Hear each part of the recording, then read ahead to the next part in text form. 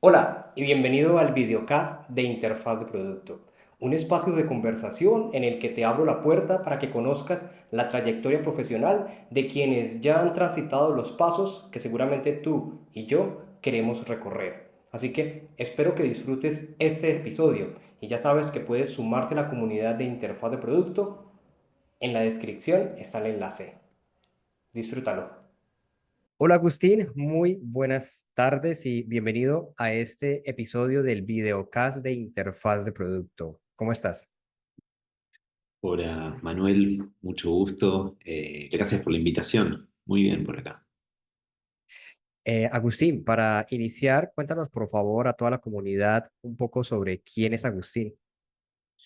Bueno, les cuento, yo soy, Agustín, soy diseñador gráfico, devenido en diseñador de producto. Soy de Buenos Aires, Argentina. Durante mis años diseñando, trabajé en muchas industrias. Y entre ellas, por ejemplo, trabajé en gobierno, industria bancaria, marketing, ¿no? Y ahora específicamente trabajo en la industria de las soluciones de AI. Además de eso, soy profesor. Fui profesor en la Universidad de Buenos Aires durante 5 años y actualmente soy profesor en la Universidad de Itera, donde enseño diseño de interactividad. Eh, Así que bueno, eso es un poco eh, quién soy. Eh, Hago product design hace muchos años. Comencé eh, aprendiendo de forma autodidacta a los 14, que empecé a graficar UI para un videojuego. Y a partir de ahí ese fue un camino que me enamoró y bueno, en el cual fui desarrollándome y probando diferentes variantes durante estos años. Bueno, Agustín, pues particularmente hoy nos convoca el tema de inteligencia artificial. Actualmente te desempeñas como Product Designer en una compañía de inteligencia artificial que tiene un producto de inteligencia artificial y tú nos vas a permitir viajar contigo para conocer cómo fue ese crecimiento y cómo llegaste a estar allí. Así que para iniciar, me gustaría que nos cuentes a todos los que estamos aquí presentes cuál es tu experiencia trabajando justamente con plataformas de AI. Bien, empecé aproximadamente hace 3 años y medio, que yo venía trabajando en banca y me lancé a trabajar con una startup que estaban haciendo marketing automation, que viene a ser una rama del marketing que te permite automatizar procesos y usar herramientas predictivas para mejorar resultados, ¿no? Eh, entonces, trabajando con esa plataforma de automatización de marketing, empecé, ¿no? Teníamos un sistema que ayudaba a que clientes inviertan basado en patrones, ¿no? Y basado en métricas, y teníamos un sistema que iba mejorando, ¿no? Los ratios de conversión. Y a partir de eso, a la empresa le fue muy bien. Fuimos creciendo y desarrollando otros productos, ¿no? Eh, que de alguna forma me permitió ver cómo interactúan personas con sistemas de AI, ¿no? Por primera vez.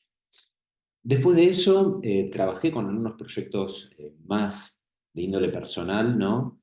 Llevando algunas apps adelante, eh, que eran chiquititas, ¿no? Usando APIs, ¿no? De modelos de AI. Y bueno, hace un año me uní a Clarify como product designer. Clarify es una compañía que está trabajando en esto hace 10 años. Eh, Son especialistas en computer vision, pero además eh, tienen un montón de otras áreas, ¿no? De AI y permiten que los clientes trabajen con otros tipos de inteligencia artificial. Eh, y bueno, hace un año estoy colaborando con ellos en lo que es la plataforma, que es una plataforma pensada para desarrolladores, para que puedan mejorar el time to market, ¿no? Ok. Hoy en día desarrollar un modelo de AI es muy costoso, entrenarlo es muy costoso, eh, requiere de equipos enormes y también el mercado eh, es muy exigente. Entonces se da esa situación de costo y tiempo, ¿no? Y entonces Clarify viene a ahorrar los tiempos, ¿no? De llegar con eh, soluciones de AI a mercado con calidad, ¿no? Que ese es un punto a destacar. Entonces, más o menos eso, ¿no? Durante estos 3 años fui viendo diferentes tipos de usuarios.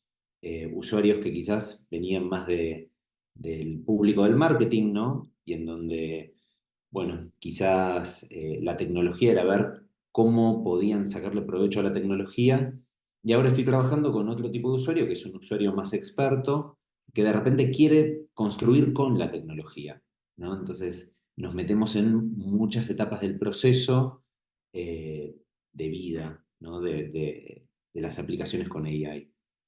Sí, por favor, ahí, Agustín, me gustaría que nos puedas ilustrar cómo es el día a día de un diseñador de producto, un product designer en una compañía de esta índole.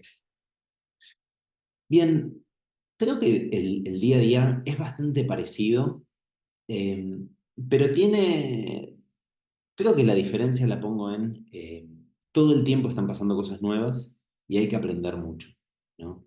Es una industria que tiene un nivel de conocimiento necesario que se requiere para trabajar en ella, que es bastante alto, ¿no? Y entonces requiere de que el primer tiempo estés leyendo mucho, estés, a partir del momento que entras a trabajar en AI, empiezas a leer mucho, empiezas a consumir eh, videos, libros de otras disciplinas, incluso, como para enterarte un poco más. ¿Cómo es esa otra parte, la parte técnica, ¿no? Ok. Eh, los modelos de AI tienen mucha complejidad en distintas etapas, ¿no? Del proceso, que puede ser, por ejemplo, como con qué datos vas a trabajar, cómo vas a indicar qué valor tiene un dato y qué valor no tiene un dato. Por ejemplo, quizás vos estás trabajando con marketing y te interesa cierto tipo de métrica, pero no otra, ¿no? Entonces, ¿cómo le decís al sistema que los parámetros que querés usar son unos y no otros, ¿no? Todo lo que es el etiquetado de datos, después el entrenamiento, propiamente dicho, eh, la evaluación de los modelos, después consumir los modelos, el testeo de los modelos también es algo bastante interesante, el testeo de una aplicación. Eh, entonces, bueno, son procesos bastante complejos bueno, cada vez que te metes a solucionar algo, de repente es como destapar una tapa y tenés que entrar a la complejidad de un montón de teoría que quizás no conocías, ¿no? Entonces, creo que es un aprendizaje constante y que tiene que ser muy rápido, ¿no? Entonces, Ok. estás todo el tiempo aprendiendo y aprendiendo rápido, intentando como estar arriba en la curva de aprendizaje. Ahí que mencionas esa velocidad de aprendizaje o esa constante en la que debe mantenerse uno como profesional, ¿podrías indicarnos de pronto cuáles han sido esos conocimientos tal vez muy específicos que te han habilitado a que tú estés hoy desempeñándote especialmente en la industria de productos de inteligencia artificial, perdón? Sí, bueno, en particular, creo que uno de los conocimientos más relevantes que tuve fue de observar usuarios usando y chocando con la inteligencia artificial. Yo venía de una industria donde, en la industria bancaria, por ejemplo, los errores son muy caros, ¿no? Y los sistemas tienen que ser muy robustos. Entonces, diseñas pensando en la perfección, ¿no? Y quizás cuando trabajas con inteligencia artificial, los casos de uso empiezan a ser mucho más amplios, ¿no? Y entonces ya no podés determinar cómo va a ser la experiencia paso a paso, ¿no? Ya no es tan guionada, ¿no? Entonces creo que empecé a trabajar con otro principio, que es el principio de la libertad. Los sistemas tienen que permitir que las personas tomen decisiones con libertad, que hagan una acción, que se arrepientan y la deshagan, que vuelvan para atrás, que puedan corregir, ¿no? Y ese creo que fue un cambio de mentalidad que me costó mucho al principio. Y después creo que tiene que ver con leer mucho y empezar como a acercarse quizás a un costado un poco más técnico. No sé, empezar a aprender algunos lenguajes de código, por más que no te interese desarrollar, entender un poquito de lo que es Python, por ejemplo.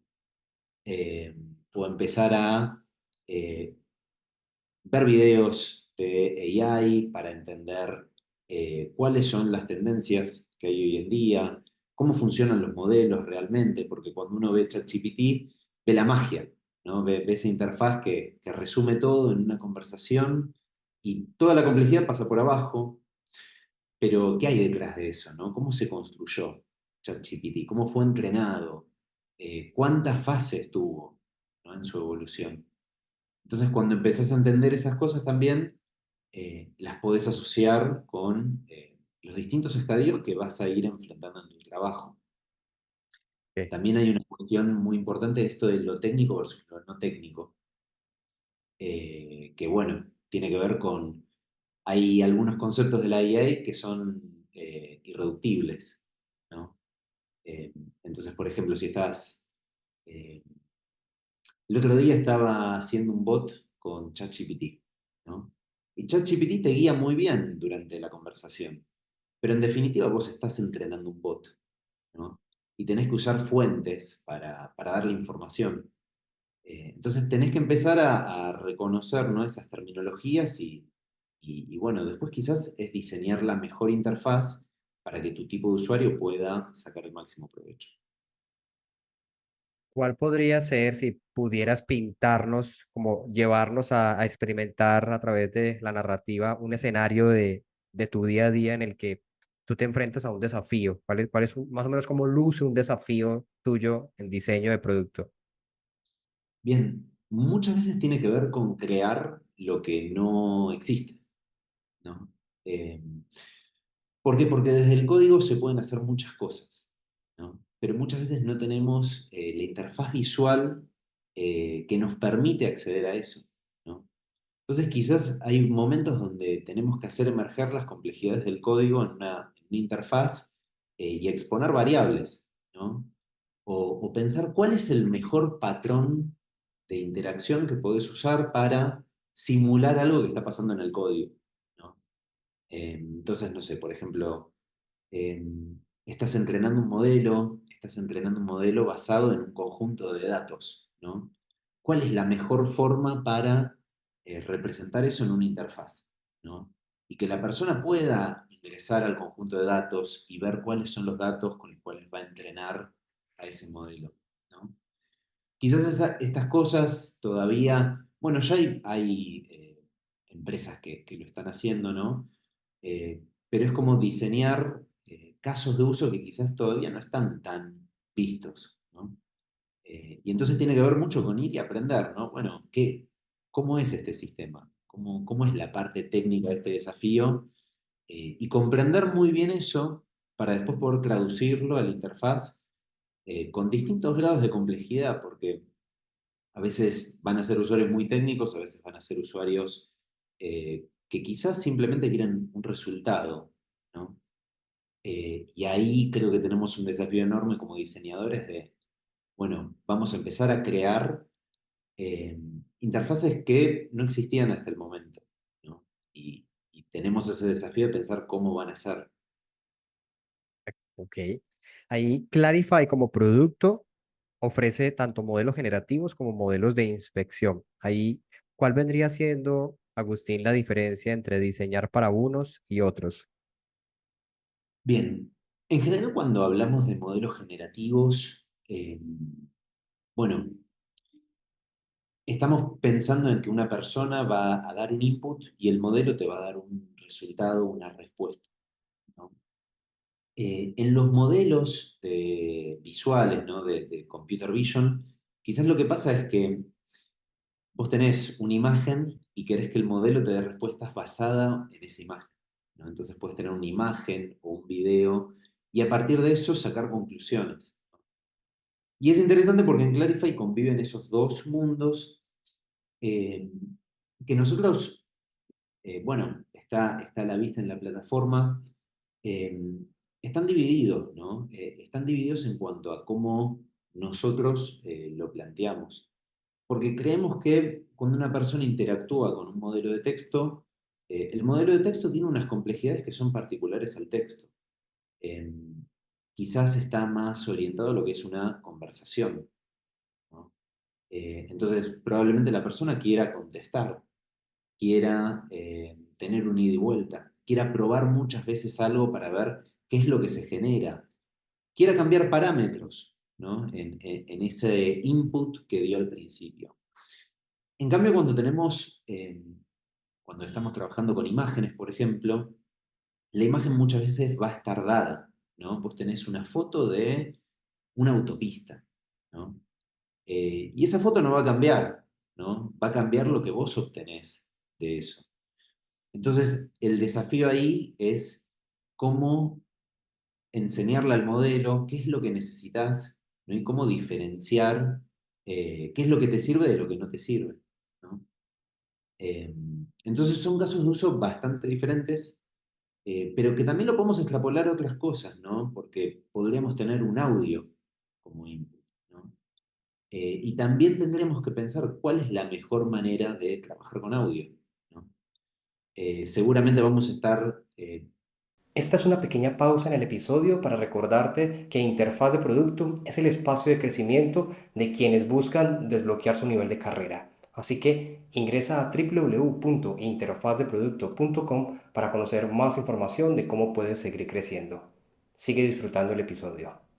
viendo cómo son esos software para trabajar con audio, vamos a estar observando cómo las personas que trabajan con audio trabajan, ¿no? Cuáles son esos patrones, eh, y evidentemente cómo le vamos a transmitir un sistema que hay algo que nos sirve y algo que no. Eh, entonces me parece que es interesante porque dependiendo del objetivo que tenemos, el input, ¿no? O el modelo con el que vayamos a trabajar, la experiencia que nosotros podemos brindar como diseñadores puede ser totalmente distinta, ¿no? Y, Eh, ok. Hay que contemplarlo eso. Y según justamente eso que expresas, ¿cómo vendría siendo entonces el impacto que estos modelos generativos tienen luego en el diseño de la interfaz y la experiencia misma del usuario? Bueno, en el diseño de la interfaz creo que se viene una época hermosa, porque de repente cosas que antes nos limitaban ya no nos limitan más, ¿no? Eh, que no por eso es menos complicado, ¿no? Y uso la palabra complicado más que complejo, porque hay muchas variables, ¿no? Y muchas veces esas variables no están del todo bajo nuestro dominio, ¿no? Entonces, te voy a dar un ejemplo de esto. Estás trabajando con ChatGPT, ¿no? Ujú. Pero si vos querés determinado resultado y no sabés escribir lo que necesitas, por mejor interfaz que te proponga ChatGPT, probablemente no obtengas tu resultado, ¿no? Entonces, ahí hay variables que empezamos a perder el control. Eh, Después me parece que es interesante pensar que quizás hasta el día de hoy uno estaba muy limitado a las variables de un árbol lógico, ¿no? Si una persona hace esto, va por este camino; si una persona hace esto otro, va por este otro camino. Y empezaban a existir estos flujos, ¿no? Que se empezaban a ramificar. Y hoy en día, donde antes había una decisión de la cual salían tres caminos posibles, hay un mundo, hay una infinidad total, ¿no? Entonces, eso nos permite que si nos manejamos muy bien en ese punto, toda esta complejidad de pensar todos esos caminos probablemente no sea tan necesaria, ¿no? Pero resolver muy bien ese motor es un gran problema, ¿no? Entonces, estoy viendo, por ejemplo, eh, el otro día estaba trabajando con un dashboard que es capaz de traducirte lo que ve en el gráfico en una respuesta que es muy concisa y muy simple, ¿no? Y a mí me pareció fantástico, porque de repente antes el análisis de una métrica en vivo, que mi métrica es distinta a la del usuario de al lado, ¿no? Y hacer eso por miles de millones de personas, es algo que no era escalable, ¿no? En los sistemas. Y hoy de repente empiezan a existir esas soluciones. Entonces, me imagino que se vienen grandes tiempos para la inclusión financiera, se vienen grandes tiempos para la educación, para aprender, donde podemos contemplar que quizás hay personas que tienen distintos patrones, ¿no? Y empezar a pensar esos flujos que antes eran estructurados como un árbol en algo que es distinto, que analiza parámetros y propone algo. Pero después esto trae complejidades, ¿no? Porque yo tengo que estar muy seguro de que la respuesta es buena, ¿no? Claro. Ok. Entonces, ¿cómo voy a permitir que el usuario me ayude también, ¿no? A darme ese feedback, ¿no?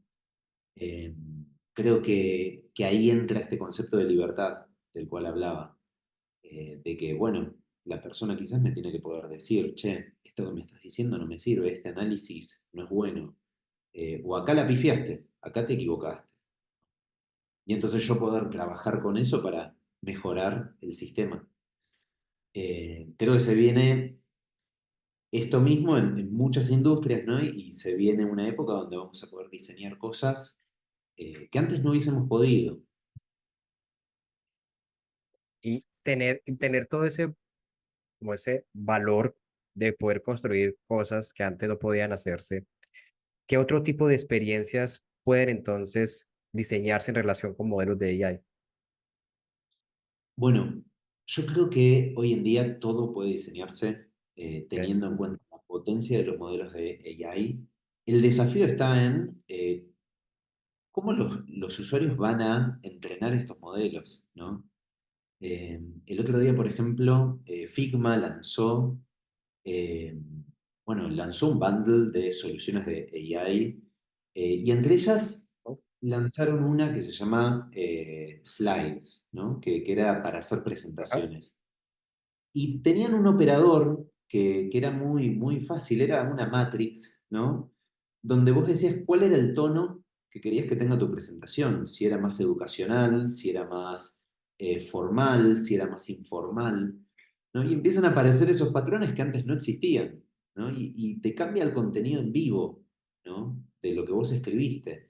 Obviamente ahí te aclaran, mirá que puede que algunas traducciones no sean certeras, porque te estamos cambiando el contenido que vos usaste. Eh, pero bueno, empiezan a aparecer también esos problemas, ¿no? Algo que una persona escribió, el sistema se toma la libertad de cambiarlo, por el mismo input del usuario de cambiar el cuadrante. Entonces empiezan a aparecer estas soluciones, ¿no? El cuadrante de Figma Slides, ¿no? O empieza a aparecer, por ejemplo, hay una aplicación que me gusta mucho que se llama Perplexity, es un buscador y me gusta que cambió la forma en la que las personas buscan información. Cita las fuentes, te deja acceder a las fuentes, te deja decir, che, no quiero que uses esta fuente, tachámela. Y de repente eso te permite generar respuestas en tus búsquedas mucho más certeras, ¿no? Que tienen más que ver con opiniones profesionales, por ejemplo, si vos querés que use determinada fuente, sino otra. Entonces creo que es un momento donde realmente se está reinventando todo, hasta los buscadores, ¿no? Que quizás yo hace 10 años me preguntabas Google y Google va a estar para siempre, ¿no? Eh, Hoy no lo sé. Y hablando en términos tal vez ya de estrategia y un poco de metodología, si tuviéramos que mencionar algún journey de un modelo de AI, ¿cómo luciría ese journey? Bueno, creo que por un lado está entender cuáles son las capacidades del modelo que vas a usar. Muchas veces esto es algo que eligen los equipos, ¿no? Que van a trabajar. Seguramente Figma o desarrolló su propio modelo o está consumiendo modelos externos, pero eso fue una decisión y fue basado en parámetros, ¿no? En una evaluación de los modelos, donde, no sé, por ejemplo, tienen un conjunto de datos y dicen, Bueno, quiero ver cómo reacciona esto, cómo reacciona este otro modelo y cómo reacciona este otro. Después de eso, vos tenés el tema de trabajar con tus datos, ¿no? Que también es interesante. Y te voy a dar ejemplos. Un niño que está aprendiendo qué es un auto, ¿no? Si vos le mostrás la foto de un auto visto desde arriba, ¿no? Desde un helicóptero, probablemente nunca haya visto un auto de esa forma, ¿no? Va a ser difícil que lo relacione con un auto. Va a decir, no, mirá, el auto es esto que vi en la calle, ¿no? Que tiene puertas, yo acá no veo las puertas. Un modelo es parecido a eso, ¿no? Entonces, trabajar los datos como para que las muestras sean representativas y variadas, ¿no? Bueno, si yo solo muestro eh, determinado tipo de dato, y seguramente hay otro tipo de dato que no voy a considerar ni siquiera que existe. Entonces, muestras significativas, cómo vas a trabajar con el etiquetado de esos datos, cuál va a ser eh, la terminología que vas a usar, ¿no? Para etiquetar esos datos. Y una vez que estás haciendo eso, después viene toda la parte de entrenamiento y refinar, ¿no? Bueno, entrenás un modelo, ves, se llaman matrices de confusión, porque ves más o menos los parámetros, cómo te vas acercando a una diagonal. Quizás eso está bueno como para buscar después, donde vas midiendo la asertividad de un modelo, ¿no? La asertividad de las respuestas y qué tanto se están aproximando a no confundirse con esos parámetros que vos le diste. Y después de eso, bueno, todo lo que es aplicar el modelo a una aplicación, ¿no? Y empezar a pasarlo por el tamiz de las personas, ¿no? Y ahí como diseñadores UX nosotros tenemos un montón de oportunidades porque podemos simular muchos de estos comportamientos de los modelos con prototipos y empezar a construir ese conocimiento de las cosas que pueden salir bien o las cosas que pueden salir mal, y empezar también a colaborar, ¿no? con estos equipos que quizás están trabajando en cuestiones más técnicas, ¿no? Eh, Como diseñadores tenemos ese poder que para mí es un superpoder, ¿no? De prototipar una experiencia y digo, puede ser el sistema más inteligente del mundo, ¿no? Puede parecer algo súper inteligente. Solo tenemos que hacer la cantidad de pasos suficientes para que ese prototipo sea fidedigno. Eh, entonces, bueno, se nos viene también ahí un desafío con prototipar cosas que cada vez van a pedir más dinamismo. Y con ese diseño que ejecutas, ¿qué estrategias sigues tú para asegurarte justamente de que los productos sean seguros y cumplan con los estándares de la industria? Bien, en cuanto a seguridad, bueno, la empresa tiene sus políticas de seguridad, ¿no? Que tiene que ver con cómo se manejan los datos, eh, bueno, la seguridad de los servidores, todo lo demás. Por el lado del product design, creo que tiene que ver con que las personas trabajen con sus datos, que las personas sean dueños de eso, que las personas puedan decidir si quieren trabajar de forma pública o privada, ¿no? ¿Qué es lo que quieren exponer y qué es lo que no quieren exponer? Eh, Después, por otro lado, para mí tiene que existir, ¿no? Esta capa de testeo de usabilidad, donde comprendemos a las personas, comprendemos las necesidades y también ese conocimiento lo usamos para robustecer las soluciones. Creo que hoy el tema de la seguridad es algo súper en boga, ¿no? Y quizás no porque los productos sean muy seguros, ¿no? Como todo lo contrario en general. Vemos muchos patrones, ¿no? Donde las empresas están diciendo, no sé, por ejemplo, Meta, que te dice, bueno, a partir de tal fecha vamos a entrenar modelos de AI con tus datos, ¿no?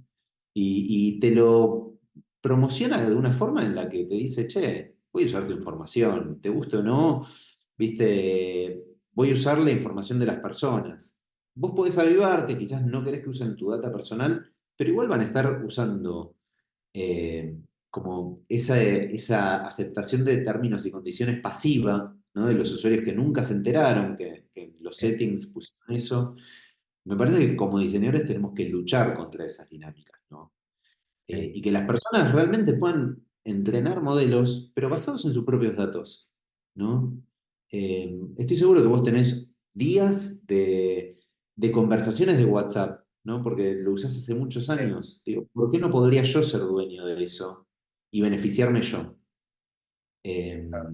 Y digo, produciendo una experiencia más transparente. Creo que quizás ahí están los desafíos más grandes de la época, ¿no? De diseñar productos en esta época. Tiene que ver con eso, con, bueno, muchas veces las empresas quieren información, pero también ahí está la ética de los profesionales bueno, de qué forma vamos a buscar esa información. Eh, Ok, y si habláramos bueno, hablando en términos de inteligencia artificial, el futuro puede ser mañana, eso todos los días está avanzando. Si habláramos de ese futuro que está muy cercano cada día, ¿qué tendencias ves tú que están emergiendo en el diseño de productos y que tú digas que te emocionan, te entusiasma por lo que va a suceder? bueno, definitivamente esto que hace un rato decía de estamos abandonando ciertas estructuras muy rígidas para pasar a sistemas un poquito más flexibles, eso me parece súper prometedor. Después me parece prometedor esto de que eh, la capacidad de cómputo de la humanidad está creciendo mucho, ¿no? Y eso es lo que permite que estos modelos procesen la cantidad de datos que procesan. Creo que a partir de eso vamos a poder entender mucha información que hoy no está Ujú. siendo utilizada, que hoy quizás existe, ¿no? Pero que no podemos valorar, ¿no? Creo que, por ejemplo, los celulares van a volverse mucho más inteligentes, van a poder predecir cosas. Yo espero que comunicándonos a nosotros, ¿no? Y teniendo ese ida y vuelta, eh, para que como usuarios también nos enriquezcamos de eso, ¿no? Y que eso no vaya a parar Sí. solamente a una empresa que trabaje con esos datos y ya. Creo que cuanto más va a ir subiendo el procesamiento, más van a ir subiendo estas capacidades. En- Como tendencias quizás del product design en sí, creo que va a haber muchas más interfaces conversacionales, va a haber mucha más instrucción. Creo que hoy es algo difícil instruir a una persona y de repente con esto vamos a tener sistemas que nos van a ayudar en el momento en el que nosotros queremos hacer una acción, ¿no? Entonces los asistentes creo que van a resurgir. Después, creo que vamos a tener que tener mucho cuidado con cómo entrenamos a los modelos. Por ejemplo, eh, bueno, no sé si viene tan al caso, pero Figma lanzó hace poco esta funcionalidad que permite diseñar cosas a partir de un prompt, ¿no? Y vi que ya estuvo teniendo repercusiones en las redes. De hecho, Figma lo deshabilitó después de sacarlo a producción en esa beta. Y un poco era porque los resultados eran muy similares a iOS, ¿no?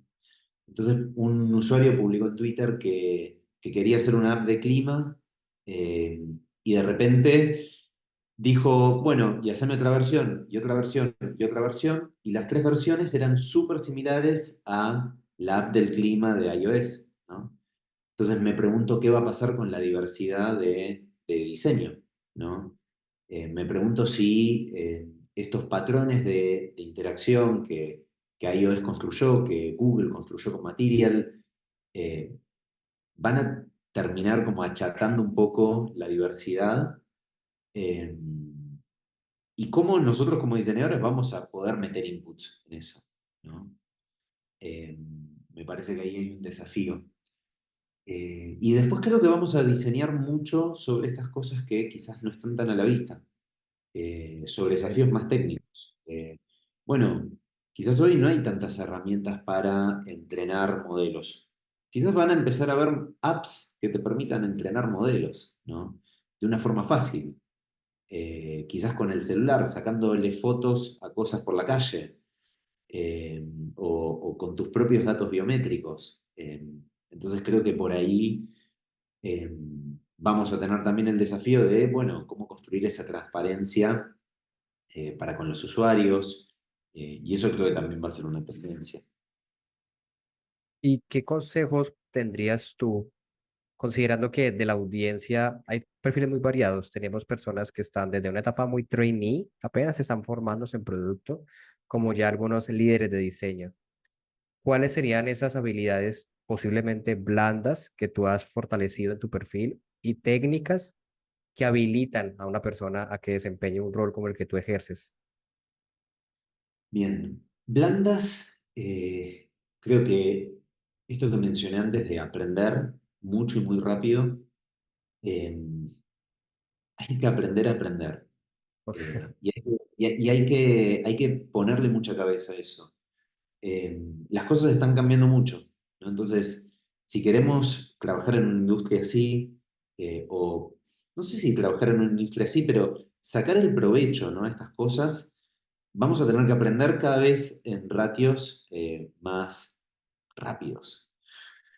Después, otra que creo que tenemos que practicar mucho es aprender de otros, ¿no? Ok. Entonces, la capacidad de escuchar al otro y reconocer el feedback, ¿no? Poder construir con otras personas que quizás van a ser muy diferentes a nosotros y aprender de ellas, ¿no? Entendiendo que no vamos a tener razón siempre. Creo que esas quizás son las habilidades blandas que más veo hoy en día, ¿no? Que son Ok. súper necesarias para empezar. Después, también el tema de poder medir las cosas, creo que poder medir las cosas es una habilidad, y cuanto antes empiezas a desarrollar esos skills para medir, eh, mejor. Y ya quizás más pasando a lo técnico, creo que tenemos que empezar a fortalecer un perfil más híbrido, ¿no? Como diseñadores, que quizás no significa que tenés que aprender a codear y poner código productivo en algún lado, pero quizás sí entender de variables, entender, no sé, leer, ¿no? Una sintaxis y decir, bueno, esto es una variable, esto es una condición, más o menos un sistema me está devolviendo estos parámetros. Eh, que incluso ChatGPT nos puede ayudar, ¿no? Si nosotros copiamos y pegamos algo de eso hoy en día. Pero me parece interesante disminuir un poco nuestra barrera técnica. Yo creo que igualmente de acá a 3, 4, 5 años, quizás la tecnología va a avanzar lo suficiente como para que no necesitamos aprender código, ¿no? Para aprender y poder tener algo productivo, pero sí, cuanto más nos entrenemos en eso, creo que mejor, ¿no? Hay que bajar la barrera, ¿no? De- del tecnicismo, ¿no? Tenemos que lograr reducirla. Entonces, cuanto más sepamos nosotros, más chica va a ser esa barrera, y creo que ahí nos va a facilitar tener conversaciones mucho más enriquecedoras. eh, y Ok. también operar más por nuestra cuenta. Quizás digo, no podemos pretender que un ingeniero de Machine Learning venga y nos enseñe todo, ¿no? También vamos a tener que aprender a buscar esa información y a leerla y decir, bueno, a ver, pasame los parámetros que estás usando y leer eso que nos pasa y ver si podemos entenderlo o no, pero creo que empieza a ser una actitud más proactiva de vamos a buscar la información nosotros, vamos a hacernos cargo de intentar leerlo, de intentar trabajar con eso. Y particularmente tú, dentro de tu escalera de crecimiento progresivo para ese plan de carrera, ¿cuáles son los conocimientos que hoy te inquietan? Es decir, ¿qué estás buscando consumir en información? Bueno, actualmente yo estoy aprendiendo Python, que, a ver, quizás en el stack de un diseñador sería mucho más lógico que aprenda otro tipo de tecnología, ¿no? Quizás sería más lógico que esté aprendiendo JavaScript o React. ¿no? Pero Python quizás me da esa estructura técnica que yo hoy no tengo. Entonces me parece interesante para entender ciertas estructuras mentales. Después estoy buscando mucho cuestiones relacionadas con filosofía y Ok. con psicología cognitiva, porque creo que cómo los usuarios perciben cada vez es más importante, cómo nosotros podemos operar con eso cada vez es más importante. Entonces, saber cómo funcionan los sistemas de incentivos, por ejemplo, como diseñadores, me parece que es fundamental. Y también la filosofía, porque cuando el código sea más fácil de escribir y sea más rápido de escribir, creo que lo que va a quedar va a ser las discusiones de por qué vamos a hacer lo que vamos a hacer. Entonces, también entrenar ese músculo de, bueno, hoy tardamos esto un mes, ¿no? Pero mañana vamos a tardar 2 días. Y cuando tardemos 2 días, no, todas las aplicaciones no van a ser pulpos enormes con 1500 funcionalidades. Van a hacer algo muy bien, ¿no? Y la gente los va a querer usar por eso, Ujú. ¿no? O quizás, bueno, una estrategia de escala como usa Microsoft, ¿no? Donde hacen bundles de cosas. Pero digo, la discusión va a ser por qué hacemos lo que hacemos. Entonces, cuanto más grado de herramientas tengamos, ¿no? Para esas discusiones, creo que mejora el resultado, ¿no? Entonces, creo que de acá al futuro la filosofía relacionada con la tecnología va a ser un campo que va a tener un boom. Eh, Porque ya la barrera tecnológica va a ser menor. Sí. Entonces creo que ya no vamos a estar luchando por publicar un servicio, porque falta un dato. eh, ya esos problemas van a estar subsanados. Entonces creo que ahí vamos a tener que discutir, ¿no? ¿Qué se hace y por qué? ¿Cómo? Ok. Ya estamos llegando a la recta final y me gustaría que hablemos de esa noticia que tras bambalinas conversamos con respecto al suceso que pasó con Figma y su lanzamiento de AI. ¿Qué podrías contarnos al respecto? Bueno, básicamente después en Config, Figma lanzó un montón de funcionalidades de AI, ¿no? Eh, y la verdad muchas son muy esperadas, ¿no? Creo que estamos lejos los diseñadores de ser negacionistas, ¿no? De la tecnología. Creo que siempre estamos en la vanguardia de buscar qué es lo nuevo, de querer adoptarlo. Entonces, que Figma dé un paso adelante era algo que esperábamos, creo que todos, ¿no? Em, Creo que el tema pasó en Twitter, ¿no? Donde un usuario publicó esto que decíamos, ¿no? Que quería diseñar una app de clima y tenía al lado la captura de la app de weather de Apple, ¿no? Y la app de clima que le proponía Figma era súper similar, ¿no? Y los cambios que le proponían eran minúsculos, ¿no? Y entonces bueno, ante todo esto, Twitter explotó, el CEO de Figma salió a hablar, dijeron que hubo una falla en su proceso de QA, lo cual me parece que está bueno el hecho de reconocer también, ¿no? Eh, el error.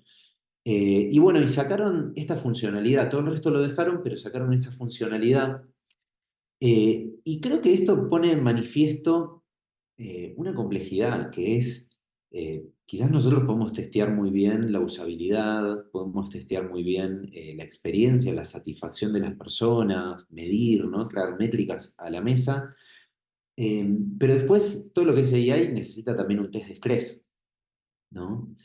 Eh, y algo que a mí me preocupó un poco es si todos los diseñadores vamos a estar tomando ventaja de esta nueva virtud de Figma. Y esta nueva virtud de Figma está entrenada en parámetros muy definidos, ¿no?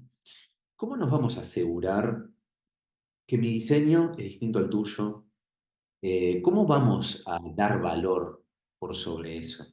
Y yo tengo particular miedo de que se empiece a estandarizar todo, ¿no? Ya todo estaba medio estandarizado, porque lo que hace iOS es lo que todos copiamos, lo que hace Google es lo que todos copiamos, pero como que esto ya es un nivel superior, porque Ya la recomendación es hacer algo similar, ¿no?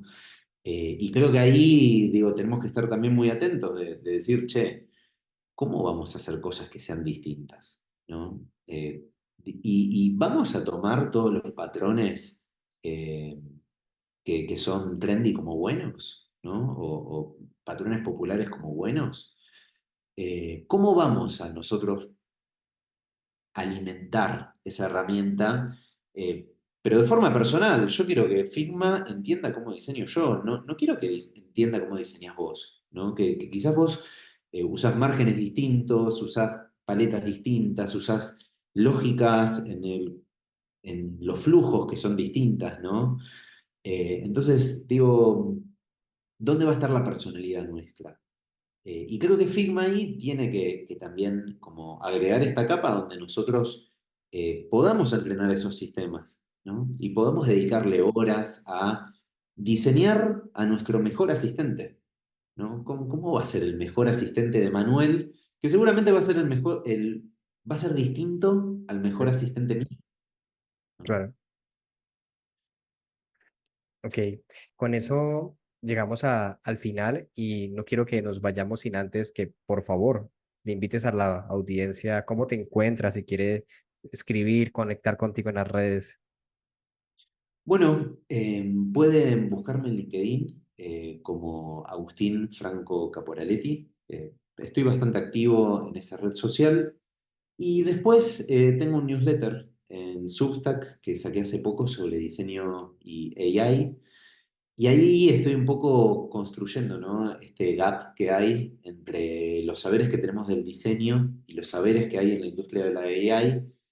Mi idea es como acercar todos estos conocimientos al español, que quizás hoy en día hay mucho en inglés, pero poco en habla hispana. Entonces creo que esos dos son Diseño y AI por Agustín Franco en Substack y mi LinkedIn. Vale, Agustín, pues gracias por permitirnos acercarnos a tu día a día estos 45 minutos. Hemos llegado al final de esta conversación y ya sabes, te dejo para que te inscribas a la comunidad, te suscribas al canal de YouTube y estés muy pendiente de las redes sociales para el siguiente episodio. Y si quieres permitirme que sea parte de tu crecimiento profesional, escríbeme www.interfazdeproducto.com. Allí vas a encontrar toda la información necesaria para desbloquear tu crecimiento profesional. Nos vemos en la próxima ocasión. Chao.